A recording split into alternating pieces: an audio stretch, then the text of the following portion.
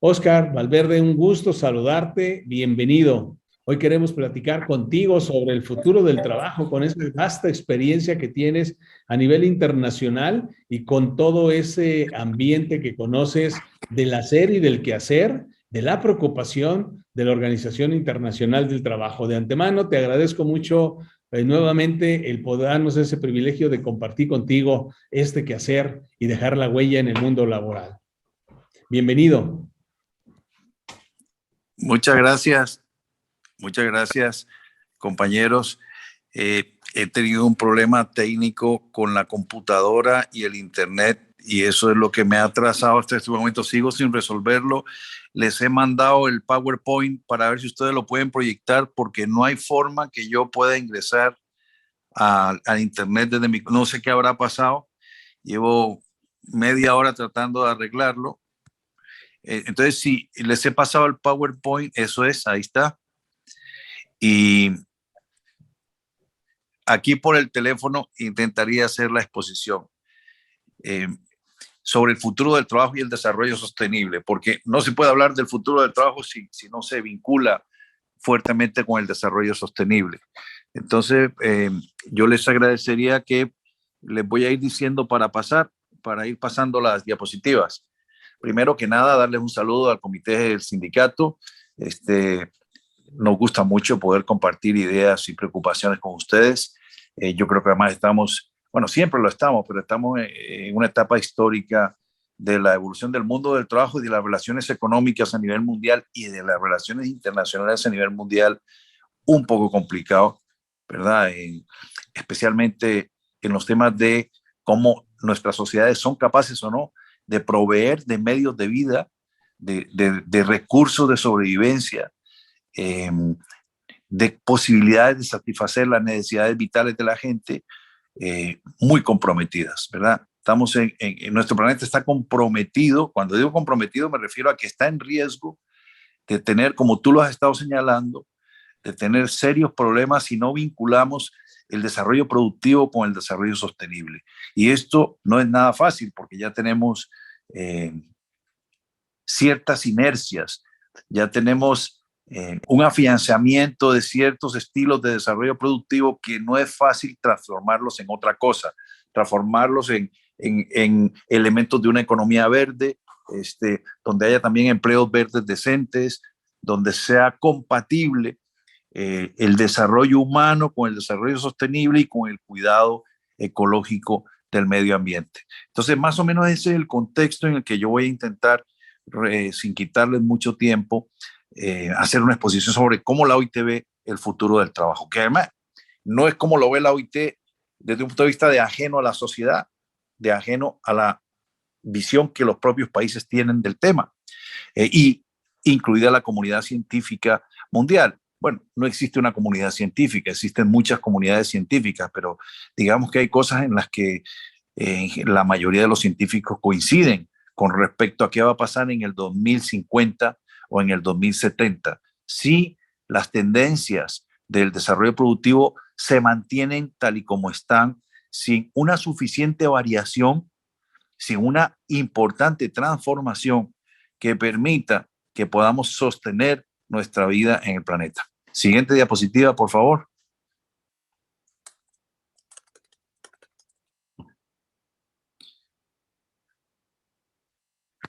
Siguiente.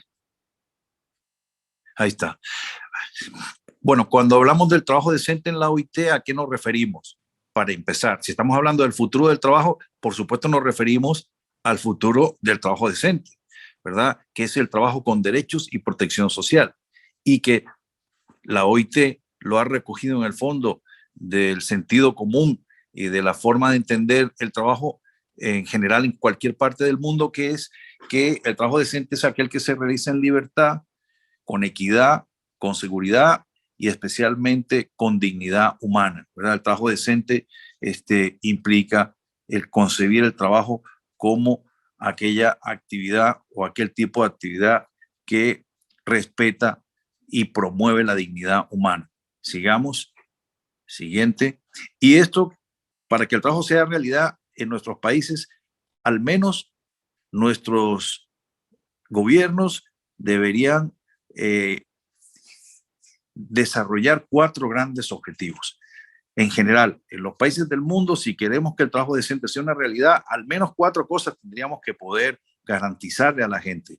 Primero, que en nuestro sistema político, normativo, societario, etcétera, se van a respetar los principios y derechos fundamentales en el trabajo. Este es el primer gran objetivo que nuestras sociedades tienen que tener cubiertos. El segundo gran objetivo es que haya más oportunidades de empleo e ingresos para hombres y mujeres. Si nuestra economía no genera esas oportunidades, se producen todos los problemas que ustedes ya conocen de desigualdad, inequidad, exclusión, marginalidad, etcétera, etcétera. Tercero, garantizar la protección social. Eso hace referencia a la importancia de la seguridad social y por supuesto, de la formalidad, ¿verdad? Por eso en la OIT se habla mucho de transitar de la informalidad a la formalidad, porque en el fondo, los trabajadores que están en la informalidad, la manera de formalizarse, el principal indicador de que están formalizados es que están asegurados en la caja del seguro, o bueno, o depende como en cada país le llamen a su institución de seguridad social. En México es el Instituto Mexicano de Seguridad Social, me imagino que el ISSSTE para los funcionarios públicos, en fin, que quedan protegidos contra todos los riesgos de accidentes de trabajo, etcétera, etcétera, o de invalidez, vejez y muerte, y además cotizan para una pensión. Entonces, en ese momento, para la OIT, el formalizarse, el principal indicador es que las personas son inscritas en la seguridad social. Y por último, un objetivo que en todos los países tiene que ser parte de la manera de hacer política es promoviendo el diálogo social. Ojo, que estamos hablando del mundo del trabajo, ¿verdad? Promover el diálogo social en el mundo del trabajo. No solo en el mundo del trabajo. En realidad, la esencia de la democracia es el diálogo social. El diálogo social es el que quita y pone las decisiones que las mayorías, ojalá calificadas siempre en los temas a tratar, que las mayorías deciden, ¿no? Sin perjuicio de las minorías, ¿verdad? Estamos hablando de democracias inclusivas. Entonces, el diálogo social es inherente a la democracia, pero estamos hablando en el mundo del trabajo, ¿verdad? Estas 4 cosas son fundamentales para que haya trabajo decente. Respetar los derechos fundamentales, que haya oportunidades de empleo e ingresos para la gente, que la gente pueda estar protegida por la seguridad social y además que haya diálogo social. Es decir, que las condiciones en que yo trabajo, las condiciones en que se desarrolla el contrato individual y el contrato colectivo de trabajo sea fruto de dialogar con nosotros, no sea una imposición de alguna manera de esas condiciones de trabajo. Siguiente. Entonces tenemos muchos interrogantes. Yo creo que hoy en día todos somos conscientes de la importancia del empleo, ¿verdad? Todos los países del mundo, los gobiernos en campaña electoral, lo primero que hacen es prometer empleo. ¿Y por qué razón? Porque tenemos serios problemas y complicaciones para que la gente ingrese en el mundo del trabajo. Y además, cuando ingresa al mundo del trabajo, con frecuencia lo hace en categorías ocupacionales de baja productividad e ingresos, o le hace trabajos precarios, ¿verdad? Hay, por decirlo de alguna manera simplista, a los muy buenos trabajos son para poca gente y todos los demás trabajos son para el mundo entero. Es decir, hay una minoría que tiene acceso a trabajo decente y una mayoría que vive del trabajo precario, ¿verdad? Y ahí, entre esos dos extremos, pues hay un montón de categorías intermedias, pero en general podríamos decir que la mayoría de la población en casi todos los países no tiene un trabajo decente. Por ejemplo, toda la gente que está en la informalidad ya no tiene un trabajo decente. Está en la informalidad, no tiene derechos prácticamente, ¿verdad? No tiene seguro social, en general no se pueden casi organizar en sindicatos, no tienen salario mínimo, no tienen un montón de derechos que sí tienen teóricamente los formales.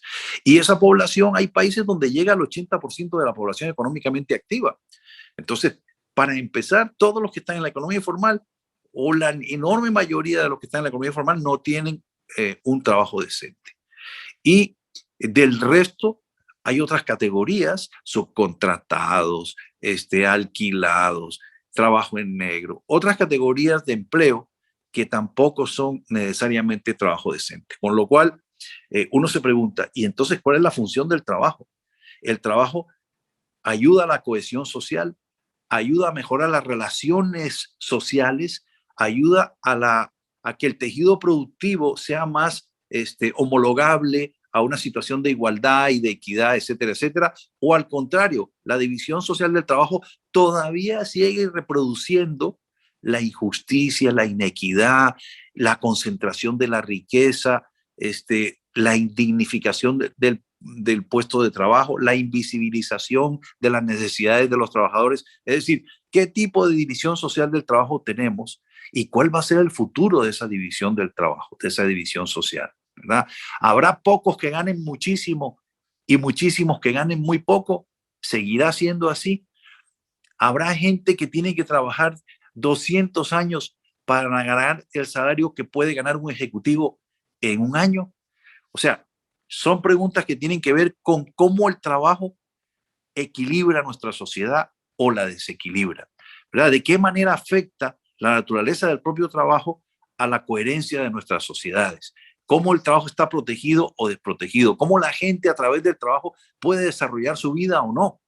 ¿Cómo el trabajo es una fuente de desarrollo personal y colectivo o no lo es? Todas esas preocupaciones han hecho que la OIT desde el 2017 haya sentado las bases, no de una sociología del trabajo, pero sí de una preocupación por cómo nuestra sociedad es capaz de mejorar las condiciones que hay hoy en la actualidad para ejercer un derecho constitucional como es el trabajo, pero que además lo proyecte hacia el futuro, garantizando que la mayoría de la población va a poder tener un trabajo decente. Es decir, que nuestras sociedades serán más justas, más solidarias y más igualitarias, a partir de que todos tienen la posibilidad de tener un trabajo decente, ¿no? Entonces, bueno, ¿de qué manera? Todas estas son interrogantes, pueden haber más. Yo he puesto ahí 4 o 5 y no me voy a entretener en cada uno de ellos. Ustedes pueden tener más, ¿no?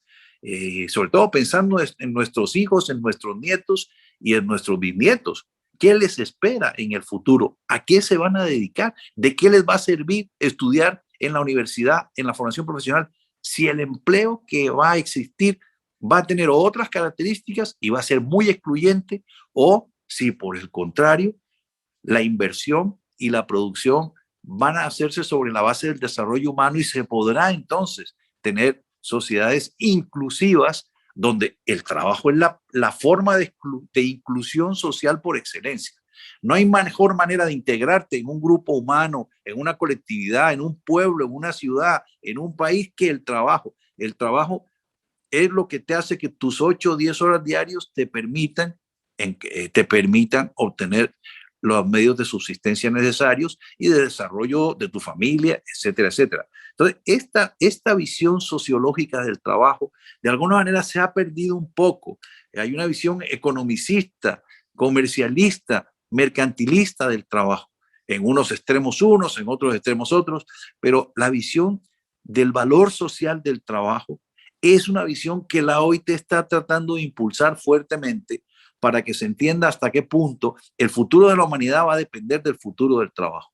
Y obviamente en ese futuro del trabajo está involucrado con mucha firmeza el futuro del sindicalismo. Hay una gran relación entre el futuro del trabajo y el futuro del sindicalismo. Podríamos decir, y es una hipótesis, que con un sindicalismo fuerte, potente, sólido, es más fácil que tengamos un futuro del trabajo decente, potente y sólido.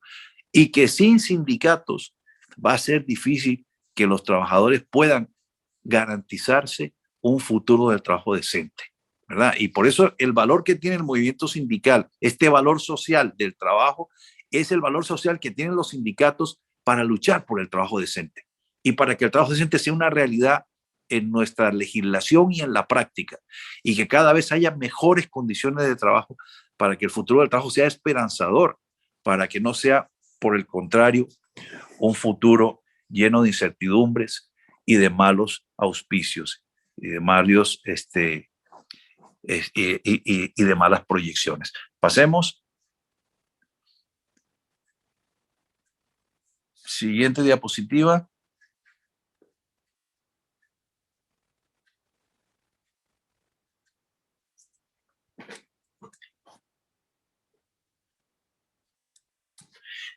En el 2013, vean que ya han pasado casi 10 años, la OIT instaló una Comisión Mundial para el Futuro del Trabajo, una comisión de gente, eh, de gente de muy buen nivel, una comisión muy amplia, ¿verdad? De muchas personalidades que analizaran en función de las tendencias actuales de los temas del trabajo, que analizaran en perspectiva eh, qué cosas deberían tomarse en cuenta en una reflexión sobre el futuro del trabajo para tratar de que ese futuro del trabajo sea el que queremos, ¿verdad? Y no un futuro del trabajo que sea el que menos queremos, es decir, el más excluyente, el más precarizante, etcétera, etcétera. Pasemos. Pasemos a la siguiente. Y la reflexión se hizo en torno a 4 grandes aspectos. Primero, el papel que juega en la sociedad, trabajo y sociedad. Cómo el trabajo es un mecanismo de autorrealización, de garantías de derechos, etcétera, etcétera, ¿no? Esa vinculación entre trabajo y sociedad ofreció muchos elementos para la reflexión y para la proyección hacia el futuro. Después, el del propio trabajo decente, ¿verdad? ¿Cuánta gente está incluida o excluida? ¿Qué tipos de trabajos son los más sostenibles como trabajo decente y qué tipo de trabajos no son sostenibles? Y además ponen en peligro la estabilidad en muchos aspectos. Después, el tercer punto fue la organización del trabajo, un tema fundamental, la organización de la producción, el cambio tecnológico, todo lo que afecta a las nuevas, a las ocupaciones que van quedando un poco rezagadas y a las nuevas ocupaciones y cómo se va a organizar el trabajo, que ya no es solo un trabajo estrictamente vinculado con la planta, sino que hay otras formas de producir y de hacer negocios. Entonces, ¿cómo se va a organizar la gente en ese tipo de nuevas maneras de organizar los negocios, etcétera? Y por último, las políticas y las instituciones que tienen que ver con el mundo del trabajo. Es decir, cómo los estados se van a dotar o van a mejorar o reforzar las instituciones que tienen que ver con el mundo del trabajo. Por ejemplo, las secretarías del trabajo, por decir una, ¿no? ¿Cómo va a mejorar la Secretaría del Trabajo su función de supervisión del cumplimiento de la legislación, su función de establecer estadísticas del trabajo para valorar bien y tomar decisiones sobre en qué aspectos, en qué zonas geográficas del país, en qué tipo de poblaciones hace falta mejorar cierto tipo de elementos del mercado laboral, etcétera, etcétera. Bueno, y ahí entran todos los desafíos que tienen que ver con las relaciones laborales. Es decir, el sistema de relaciones laborales, cómo evoluciona y cómo desde las instituciones se mejora ese sistema de relaciones laborales para que haya un buen equilibrio entre capital y trabajo. Ustedes saben de sobra, mejor que yo, que en el fondo mucho del Estado social de derecho y de bienestar deviene de la manera en que los sistemas de relaciones laborales han sido capaces de generar ese equilibrio entre capital y trabajo. Siempre ha sido una gran bronca, por decirlo de alguna manera, el conflicto de intereses. Y entonces, precisamente, no solo la creación de la OIT, en las democracias, democratizar el propio mundo del trabajo es algo esencial porque contribuye o no a la democracia en términos globales. Y entonces las políticas públicas y las instituciones públicas que tienen que ver con la gobernanza del mundo del trabajo tienen que tener la capacidad para ello. Hay que dotarlas de esas capacidades. ¿Y por qué se los comento?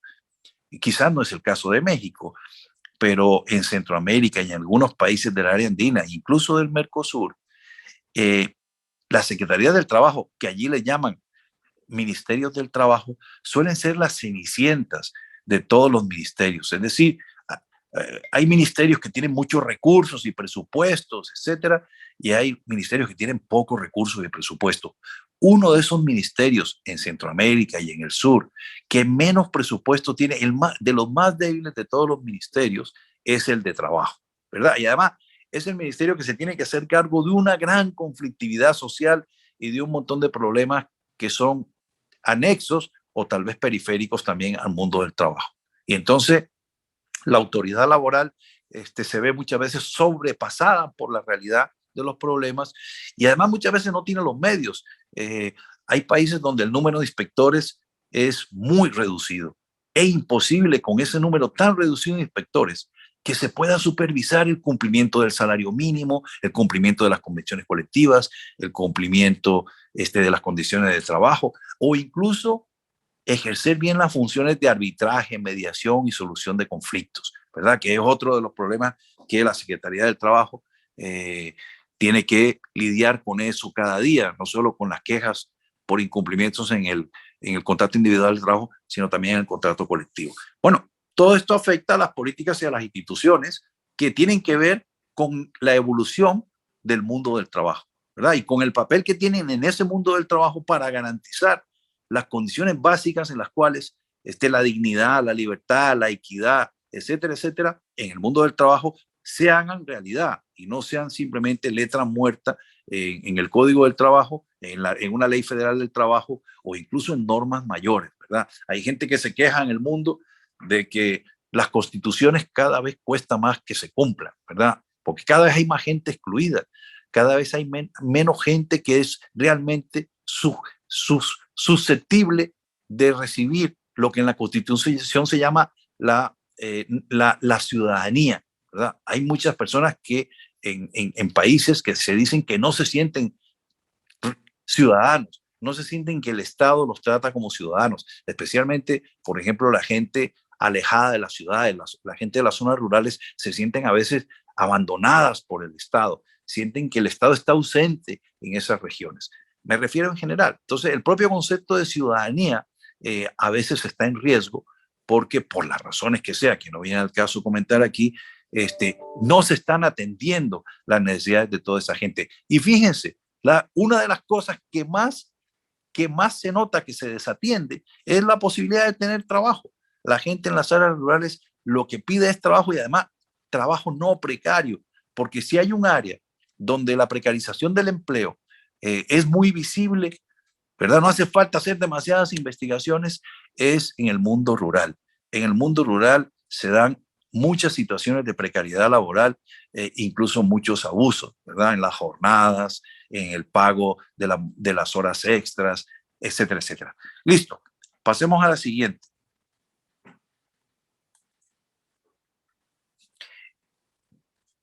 Y siguiendo toda esta lógica de entender cuál es el futuro del trabajo, cuáles son las principales preocupaciones que tenemos ahora y que pueden influir en los próximos 30 años, en el futuro del trabajo, etcétera, etcétera.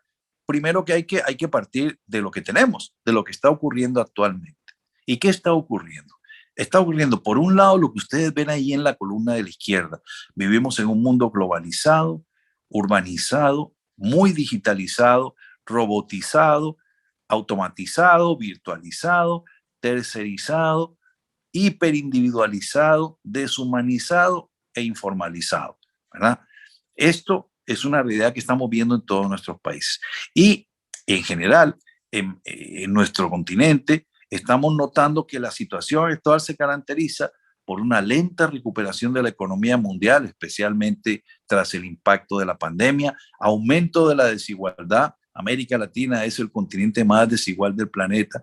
Se acelera la revolución tecnológica, hay un incierto futuro del trabajo, hay muchas incertidumbres, porque claro, a como es el presente, proyectamos el futuro. Y si el presente tiene tantos problemas y tenemos tantas situaciones de déficit en distintas materias económicas, sociales, laborales, etcétera, pues es muy incierto el futuro del trabajo. Es más, si la tendencia se mantiene tal como está, tal como va ahora, desde luego no es un futuro del trabajo esperanzador, ¿verdad? No podríamos evitar ser pesimistas si las tendencias actuales se mantienen. Hay una gran crisis ambiental y climática, hay cambios geopolíticos, ustedes están viendo lo que está pasando en Europa, hay crisis de los megacuerdos comerciales, hay una transición demográfica muy fuerte con enormes flujos migratorios y hay también crisis fiscal en casi todos nuestros países. Siguiente.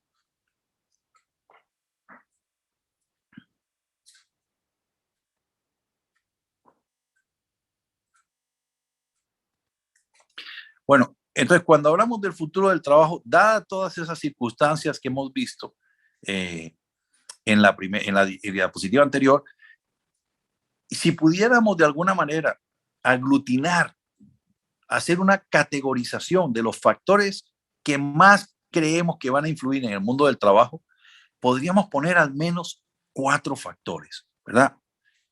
Estamos haciendo en el fondo, una hipótesis, ¿verdad? Sobre la realidad que tenemos.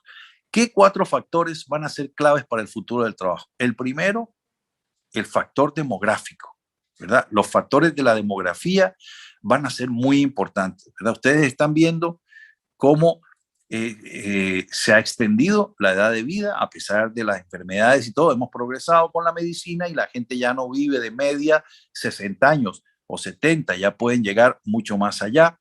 Entre esos factores demográficos y naturales de la naturaleza está el cambio climático, que va a determinar muchas cosas, porque además la manera de producir está relacionada con el cambio climático. Hay zonas que antes podían producir muchas cosas, ahora con el cambio climático ya no pueden producir esas mismas cosas. Hay mayor diversidad humana, hay muchas migraciones de un lado para otro, y especialmente en caso de Centroamérica, las que van para México, que van para Estados Unidos, pero se quedan ancladas en México, lo que supone que una gente está esperando la visa para entrar allá, pero mientras tanto se integran alguna forma de producir en la frontera o en los aledaños de la frontera del norte de México. Y luego la paridad de género es otro de los elementos demográficos importantes, porque a pesar de todo ha aumentado mucho la tasa de participación femenina en el mercado laboral. El segundo grupo de factores o de elementos importantes como factores, el factor tecnológico, que definitivamente va a tener un impacto en el futuro del trabajo, ¿verdad? Ustedes lo están viendo, el Internet, la digitalización, la tecnología de nube, el Big Data, la automatización, la inteligencia artificial, la robótica, la manufactura aditiva. Todas estas nuevas transformaciones tecnológicas van a tener un impacto en las ocupaciones, ¿verdad? Hay empleos que van a quedar rezagados, que ya no van a ser necesarios, y hay otros empleos nuevos que van a surgir a partir de esta situación.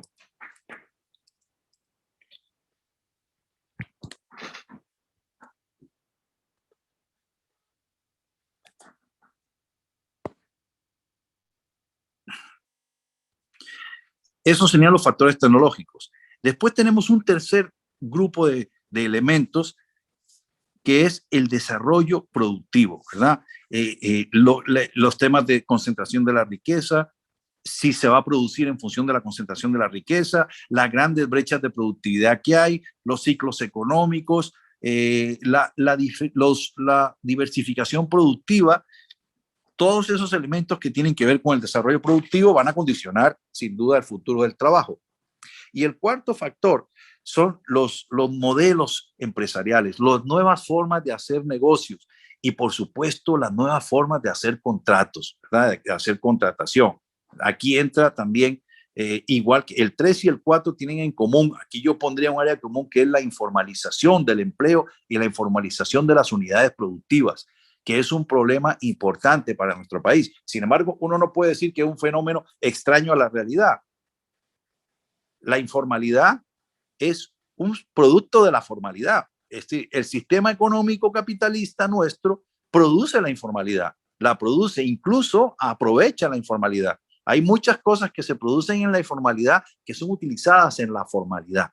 Muchas empresas incluso tienen una parte de la plantilla contratada, asegurada en el IMSS, etcétera, y algunos otros que no están asegurados. Es decir, también en las empresas formales a veces hay informales,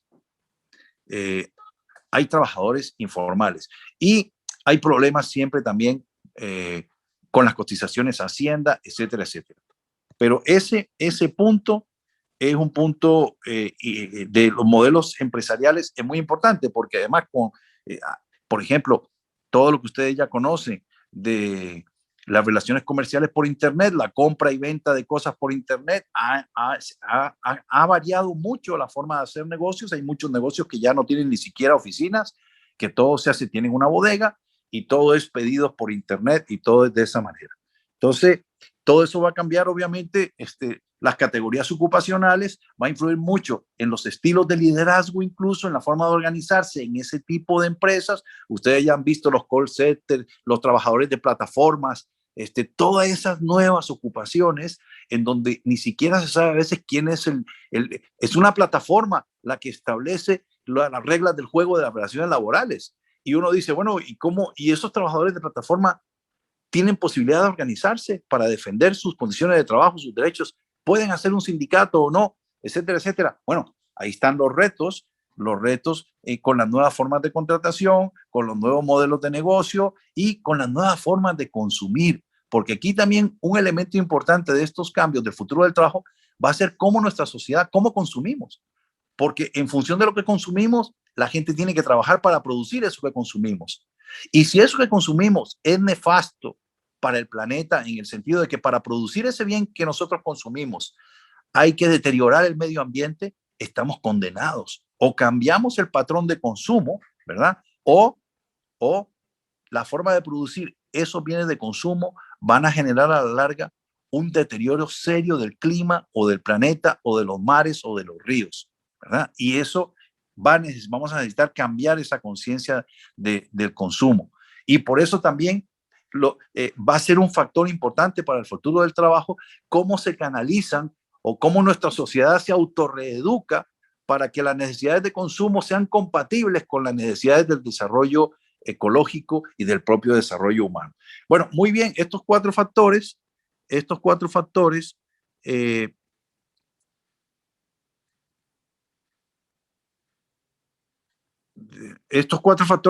por sí mismos no podrían garantizar que el futuro del trabajo sea el que queremos. Necesitamos algo adicional. Y ese algo adicional son el quinto grupo de factores relacionados con el futuro del trabajo. Pero están en Google Meet. Y ese grupo de factores son los factores políticos e institucionales. Es decir, no se va a dar por generación espontánea una buena combinación de los factores demográficos, tecnológicos, de desarrollo productivo y de estrategias y formas de contratación. Esos cuatro factores no se van a asociar de manera virtuosa si no lo hacemos desde las instituciones. Si no se hace desde las instituciones, no es que va a caer del cielo esa sintonía entre los cuatro factores para generar trabajo decente en el futuro. Entonces, estas instituciones, el factor quinto que está ahí en rojo, es muy importante para que todos esos cuatro grupos de factores de cambio del futuro del trabajo hagan un cambio positivo, hagan un cambio de acuerdo a lo que queremos, a que haya trabajo decente en los próximos años, ¿no? Y esas instituciones, bueno, ahí hemos ya hablado de algunas, hemos hablado de las autoridades del trabajo, pero no solo eso, también están las instituciones, los sistemas de relaciones laborales, formales, la legislación laboral es un factor ordenador que orienta la relación entre esos factores para que produzcan como resultado un trabajo decente, o el sistema educativo, es muy importante, el sistema formal de educación y la formación profesional, o las políticas públicas, ¿verdad? O los propios sistemas sanitarios, que ahora la pandemia los ha puesto a prueba. Es decir, toda la institucionalidad y las políticas públicas son el quinto importantísimo factor para que en una asociación virtuosa todos esos elementos que vemos que van a influir en el futuro del trabajo se organicen o se orienten de acuerdo al objetivo del trabajo decente. Pasemos.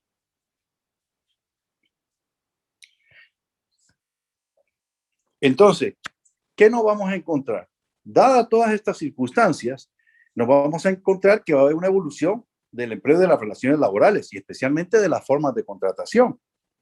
Muchas formas de contratación van a variar. Lo que la OIT trata de promover es de que da igual la forma en que tú trabajes, pero tú tienes que tener tus derechos fundamentales asegurados y tu protección social asegurada, ¿verdad? Da igual la forma de trabajo, sea call center, sea una plataforma, sea como sea, ¿verdad? Y entonces, claro, hay formas típicas las formas tradicionales de empleo y estamos viendo surgir muchas formas atípicas. Y entonces, bueno, los retos que se plantean es cómo vamos a responder, las nuevas formas de contratación, cómo van a responder a esta realidad y a las nuevas necesidades, cómo va a evolucionar la división social del trabajo y sobre todo cómo va a evolucionar el sistema de relaciones laborales. Y ahí tenemos que pensar los sindicatos, qué papel van a jugar en todo esto. Pasemos.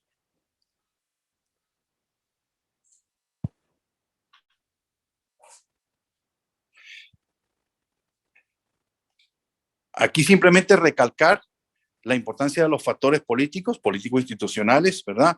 Porque lo que hemos visto en otros países es que se han deteriorado, ¿verdad? Las instituciones del mercado laboral se han deteriorado en todo o en parte. Hay déficit de diálogo social, es decir, no, gobierno, empresarios y trabajadores, ya sea gobiernos locales y trabajadores de esa localidad y los empresarios de esa localidad, o nacionales o sectoriales, no encuentran maneras de ponerse de acuerdo y de adoptar consensos para salir adelante de los problemas. El salario mínimo en varios países está estancado. El aumento de la informalidad y de la desprotección social, pues son características que a veces las instituciones no están resolviendo.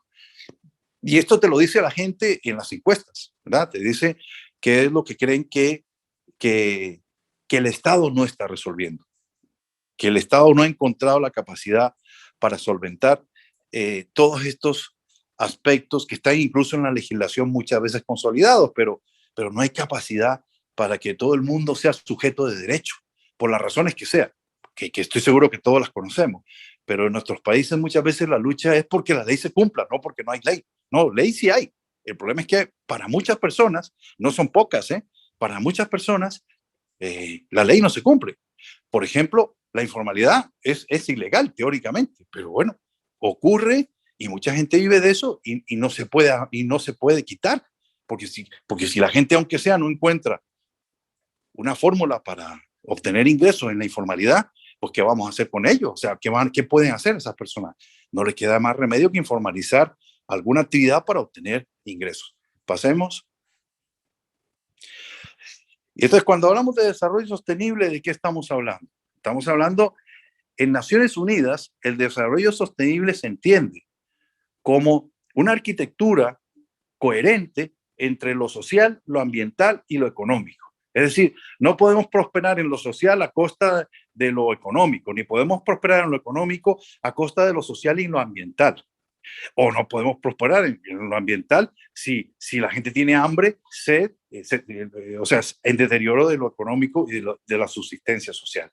Entonces, el desarrollo sostenible es en el fondo avanzar de manera articulada y congruente en las tres cosas. Es decir, avanzar con objetivos que hagan compatible el desarrollo ambiental, el económico y el social. Y yo he añadido un cuarto pilar ahí, perdónenme en el atrevimiento, a pesar de que Naciones Unidas, cuando habla de desarrollo sostenible, habla de los tres pilares, ambiental, económico y social. Yo he añadido el político institucional por lo que decíamos antes, por lo que esa congruencia no se va a dar por generación espontánea ni cae del cielo. Somos nosotros los países, los que tenemos que hacer compatibles esos tres pilares y darles un sentido sinérgico a los tres pilares. Y eso implica instituciones, institucionalidad, políticas sociales, políticas públicas que hagan compatible el desarrollo armónico de los tres pilares, el social, el ambiental y el económico. ¿Y qué está haciendo Naciones Unidas para esto? Naciones Unidas se ha dado cuenta desde hace tiempo, igual que nos hemos dado cuenta todos en todas partes, que tenemos serios problemas para eso. Para hacer el desarrollo sostenible tenemos serios problemas. Pasemos a la siguiente diapositiva. Y por eso es que existe lo que ustedes han oído hablar de la Agenda 2030, en que Naciones Unidas ha dicho, miren, para poder conseguir el desarrollo sostenible, tenemos muchos problemas en nuestra civilización y en nuestro planeta. Y necesitamos al menos, tener 17 grandes objetivos y cumplirlos en un plazo mínimo. ¿Cuál es ese plazo mínimo establecido? El 2030. Es decir, esos 17 objetivos que ustedes ven ahí, esos son 17 objetivos que hay que lograr en el 2030. Claro, ahora con la pandemia va a costar más, porque la pandemia implica un retroceso en muchas cosas, dependiendo de los países, pero en general ha afectado mucho y al mundo del trabajo ni se diga. Entonces, esos 17 objetivos, todos los países tienen un poco la misión de encontrar las políticas públicas que nos lleven a lograr esos objetivos en el 2030. Va a ser difícil, especialmente en algunos de ellos va a ser muy difícil, por no decir, hay países donde va a ser casi imposible. Pero eso no quiere decir que no habrá que hacer los esfuerzos necesarios para tratar de conseguirlos. Y ahí ustedes verán los objetivos de desarrollo sostenible de la Agenda 2030 que son muy importantes. El primero, el fin de la pobreza. Bueno, ¿cuánto hace? ¿Y desde cuándo la lucha sindical? Díganme, ¿desde cuándo no ha estado orientada a acabar con la pobreza? Justo la lucha sindical tiene que ver con eso, acabar con la pobreza, y el trabajo es la mejor forma de acabar con la pobreza. Y así tienen todos los demás objetivos, acabar con el hambre, mejorar la educación, mejorar la igualdad de género, y para la OIT, el más importante, no es que los otros no lo sean, sino por su función de la OIT, el más trascendente para la vida de la OIT es el 8, ¿verdad? El de empleo decente, trabajo decente y crecimiento económico.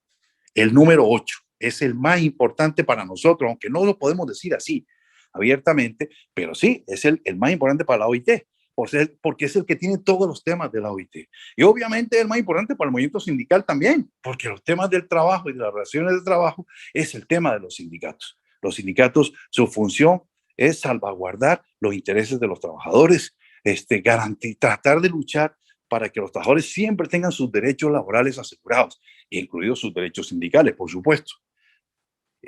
Pasemos. Y esto implica lo que viene a continuación. Bueno, visto todo esto, visto los retos del mundo del trabajo actual y futuro, visto la importancia de una sociedad más inclusiva, que tenga más capacidad para desarrollar herramientas de futuro a través del diálogo social, etcétera, etcétera, ¿cuál es el rol de los sindicatos? Esa es la pregunta. ¿Qué vamos a hacer nosotros como sindicatos para contribuir a todo eso? Bueno, pues es evidente que la anterior, esa, que hay que hacer del sindicalismo un instrumento global, que además los sindicatos tienen que empoderarse como actores protagónicos de esta construcción social y de este relato nacional. Por eso tienen que elaborar su propio relato, sindicalizar el tema, sindicalizar la visión, y integrar a la acción de los sindicatos esa visión de los objetivos de desarrollo sostenible, ¿verdad? Darles su propio contenido y participar en las instancias donde se está discutiendo el tema. En México está vinculado a la presidencia de la República, está vinculado una instancia que es la que se hace cargo del pacto por la Agenda 2030. Y las centrales sindicales están invitadas a participar ahí y a presentar aportes para el informe voluntario que tiene que hacer cada año el país ante Naciones Unidas. Pasemos al siguiente. Pero eso lo podemos ver en otra conferencia, ¿verdad? ¿Cuál es la acción que tenemos que hacer para la 2030? Ya podemos entrar monográficamente otro día a ver bien el tema de los mecanismos por los cuales los sindicatos pueden participar en la construcción de la Agenda 2030 en su propio país. Aquí tenemos dos cosas muy importantes para hacer el sindicalismo un instrumento global. Primero, y si no lo hacen los sindicatos, no lo va a hacer nadie, asegurar el valor social y productivo del trabajo, ¿verdad? Salir un poco del determinismo del valor mercantil del trabajo, como si el trabajo fuera mercancía. Acuérdense que cuando se crea la OIT en el 19, la declaración con la que se crea entre los considerandos, que luego se ha insistido mucho, es que el trabajo no es mercancía. El trabajo no es mercancía. Entonces, el valor mercantil del trabajo uno lo comprende, porque tiene que haber una referencia, pero en realidad el trabajo lo que más cuenta es su valor social y productivo. Y hacer del sindicalismo un instrumento global es la manera de asegurar el futuro del trabajo. Un movimiento social, un movimiento sindical fuerte, con capacidad de respuesta y de propuesta, puede asegurar un futuro digno para el trabajo. Y por eso, abajo hay una frase que dice, el sindicalismo es el mejor antídoto contra la precariedad, porque además es verdad. ¿Quién, si no los sindicatos, son los que luchan porque tú tengas un trabajo que no sea precario, es decir, que tengas un trabajo que te garantice un salario mínimo, pucha, una vivienda digna, el que tú puedas educar a tus hijos, el que les puedas dar de comer, etcétera, etcétera. Es decir, un trabajo que no sea precario. Con un trabajo precario estás condenado a la pobreza, en muchos sentidos. Y con un trabajo decente estás preparado para poder desarrollar una vida con los recursos necesarios para prosperar. A través de un buen trabajo es más fácil que prosperes que a través de un mal trabajo. Siguiente. Y esta es la última. Bueno, ¿cuál puede ser la acción sindical hacia el desarrollo sostenible?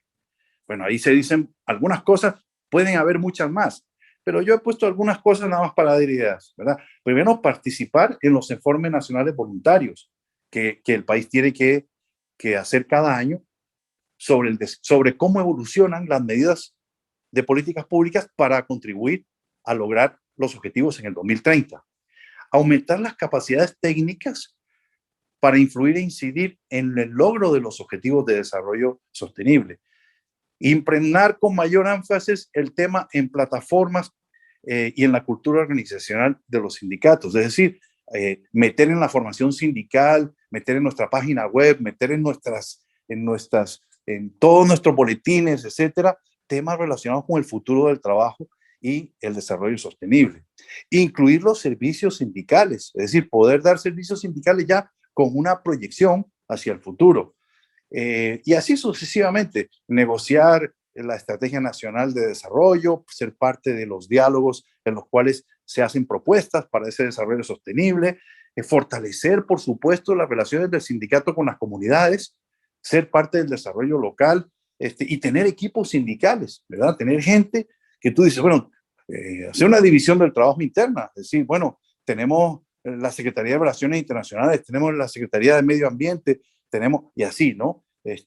Tener equipos de gente del sindicato que puedan capacitarse, especializarse en temas claves para que el sindicato con esos equipos pueda elaborar una masa crítica y pensamiento sindical sobre esos temas trascendentes y así en consecuencia y por ende hacer aportes ante las instituciones, ante la Secretaría del Trabajo, ante el diálogo con los empresarios, con el Estado, con las instituciones públicas, etcétera, etcétera, para que los intereses de los trabajadores queden en esa agenda de desarrollo.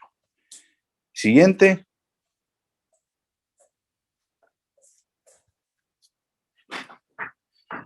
Listo. Eso sería una primera intervención y ahora quedaría yo a disposición con los medios precarios que tengo aquí de poder, si tienen algún comentario o quieren alguna aclaración, pues con todo gusto. Oscar, muchísimas gracias. Excelente tu presentación. Nos motiva, nos mueve en el sentido que la Organización Internacional del Trabajo está tomando y creo que estamos colaborando. Creo que sí estamos en el camino. Me surgen hoy algunos pensamientos que es importante en la dirigencia. Hoy está gran parte de la estructura sindical en esta conexión. Hay también compañeras y compañeros que representamos, pero me surge el invitarles a pensar más allá de lo que es el sindicalismo tradicional, el sindicalismo de rompe y rasga o el sindicalismo de derechos y obligaciones. Yo creo que es más allá, es tener una supervisión para poder desde garantizar las necesidades, el cubrir las necesidades laborales, el defender los derechos de nuestros compañeras y compañeros, el poder visualizar hacia futuro, el tener un actuar hoy contundente, hoy mismo muy acertado para construir y edificar el mañana del movimiento laboral. Y como yo decía, hoy puede estar un trabajador en Celaya y pensar que su labor es solamente productiva o generadora de servicios de salud, yo le diría que no, yo le diría que su participación político-sindical con esta visión estaría impactando el movimiento laboral en otros países, estaríamos haciendo de esta música o de este orquestamiento internacional una parte de nosotros participando ahí. Les invitamos, vamos a participar con Oscar para que ustedes a través del chat, si nos permites, Edgar, que se hagan algunas preguntas. Aquí yo las leeré. Si son tan amables, vamos preguntándole a Oscar qué es lo que ve después de lo que nos acaba de exponer magistralmente y que nos deja una gran acción y un gran campo de actividad. ¿Qué alguna duda que tengan en lo personal? ¿Qué quieren ustedes trabajar con él? Yo anoté, me gustó mucho esos 4 o 5 factores críticos. Creo que indudablemente que estamos caminando por ellos. La tecnología nos está haciendo transformarnos. Cuidado con no tomarlo en cuenta. El tema demográfico y el sistema natural, el desarrollo o subdesarrollo productivo. Realmente el mundo se mueve a nuestro alrededor y muchas veces la dirigencia sindical, los propios trabajadores, que son con sus manos y su forma de pensar y de hacer, los que contribuyen al ambiente laboral, a veces pensamos que todo queda ahí y entramos en una naturalización de las cosas y no nos damos cuenta que realmente el mundo nos está superando. Como hemos visto que la tecnología llega a salud, esperemos la robótica, no tarda la robótica. ¿Qué va a suceder cuando tengamos, como ya en la industria se tienen robots? ¿Qué va a pasar en salud? ¿Qué va a hacer la organización sindical? Y bueno, los modelos estratégicos empresariales y formas de contratación que todos los días están cambiando. Hoy pienso que en Guanajuato estamos caminando bastante bien, Oscar. Hoy estamos hablando de alrededor de 380 trabajadores que serán basificados, que tendrán seguridad social en marzo precisamente del 2022, de un programa que se había extinguido, pero que no lo dejamos en Guanajuato. Fue muy lamentable que en otros estados los despidieron. Cuando se terminó el programa, no los absorbió el Estado, no los cubrió su representación sindical y obviamente hoy que hay la manera de regularizarlos y darles basificaciones, pues ya no están, ya no hay la relación laboral. En este mismo marzo, personal de contrato por honorarios estará recibiendo un muy significativo incremento salarial para poderlos ir llevando al equilibrio junto con los que desde mayo pasado recibimos incrementos. Estos trabajan por honorarios, son alrededor de 7,000 trabajadores que se van a ver beneficiados con este incremento salarial en la segunda quincena de marzo y vamos cerrando brechas. Estamos haciendo lo nuestro en el Estado pensando que tiene un impacto más allá, ya sea mañana, pasado mañana, pero también en otros lugares. Bueno, pues está el chat abierto. ¿Alguien quiere preguntarle a nuestro amigo Oscar Valverde alguna situación? Edgar, sí tenemos posibilidades del chat, ¿verdad? Ok, pues están habilitados. ¿Alguien que desee preguntar? Y yo pienso que ha quedado muy, muy explicado, Oscar, bastante amplio. Nos dejas una gran reflexión, analizar qué es lo que sí estamos haciendo conforme a lo que tú hoy explicas hace la Organización Internacional del Trabajo, cómo nos vamos a mover con mayor agilidad y más rapidez hacia otros puntos que hoy mismo nos recomiendas, pero sobre todo que hoy dejas una impronta en la mente y en el corazón de la dirigencia sindical y de los trabajadores del ISAPEC, de que tenemos que buscar que nuestro actuar deje también una huella, una impronta en el ambiente laboral, que nuestro quehacer sea con un fin, siempre con una visión y que nada sea al azar, que todo sea caminar. Esos son hasta parte de nuestros anclas con las que estamos trabajando. Pues mira, no hay más preguntas, nos dejas el tema, yo me voy a encargar de capitanear algunas actividades junto con el equipo de trabajo y pues muchísimas gracias, Oscar, que de parte de la organización sindical yo creo que vamos a proyectar un reconocimiento, ¿verdad, Oscar? Edgar? Mira, este reconocimiento es para ti de todo corazón de parte de tus compañeras y compañeros en Guanajuato. Y digo tus compañeras y compañeros porque somos sindicalistas de corazón, agentes del ambiente laboral, que estamos buscando aún desde a la distancia hacer algo por lo que es la legislación laboral, lo que es los ambientes de trabajo, lo que es la productividad en función de una mejor sociedad. Y bueno, el Instituto de Salud Pública de Guanajuato y el Sindicato Nacional de los Trabajadores de la Secretaría de Salud, sección 37, de verdad, sintiéndonos muy honrados, te entregamos este reconocimiento, Oscar, como especialista senior de la Organización Internacional del Trabajo, por esta excelente ponencia, El futuro del trabajo, que nos dejas para mucha reflexión y sobre todo también como puntos de dirección y de evaluación de lo que estamos haciendo. Lo firma el secretario de Salud del Estado, el doctor Daniel Alberto Díaz Martínez, y tu servidor como secretario general de la organización. Oscar, muchísimas gracias. A mí me gustaría que tú nos despidieras en esta sesión, no hacerlo como tradicionalmente lo hacemos, que nosotros despedimos, sino que tú nos despidas con un mensaje de un gran sindicalista como lo que eres. Bueno, muchísimas gracias. Yo lo primero es de verdad pedirles disculpas porque me hubiera gustado empezar, estaba listo pero puntual, pero sigo en mi casa con problemas con internet, estoy con internet del celular, sigo en la computadora sin poder entrar a internet, no sé qué pasa, francamente, llamé a la compañía, todo, y entonces no pude atenderlos y atenderlas como me hubiera gustado, con más calma. He tenido que aquí con el celular y bueno, con ustedes ayudándome a pasar las diapositivas. Espero que no vuelva a pasar. Es rarísimo, la verdad es que es la primera vez en mi casa que se jode esta cuestión del internet. No entiendo qué habrá pasado. Pero bueno, finalmente lo pudimos hacer. A mí me gusta mucho compartir con ustedes este tipo de cosas que son reflexiones que tienen mucho que ver con lo que nos va a pasar en el futuro inmediato. Ni siquiera estamos hablando de un futuro. No, no, eso ya va a ya está pasando, ya está pasando. Ya hay muchos lugares en que sobra la mano de obra, ya no se necesita la mano de obra para muchas cosas y hay que pensar cómo vamos a generar equilibrios en la movilidad social, etcétera, etcétera, para tener incidencia y para defender a la gente, porque la verdad es que el mercado por sí mismo no defiende al mercado y las personas son las personas las que tienen que defender a las personas y yo de verdad que sé que el esfuerzo que ustedes hacen para tratar estos temas, de tenerlos en la agenda sindical, a pesar de que ustedes no son un sindicato a nivel de todo el país, tienen una localización determinada, pero es muy,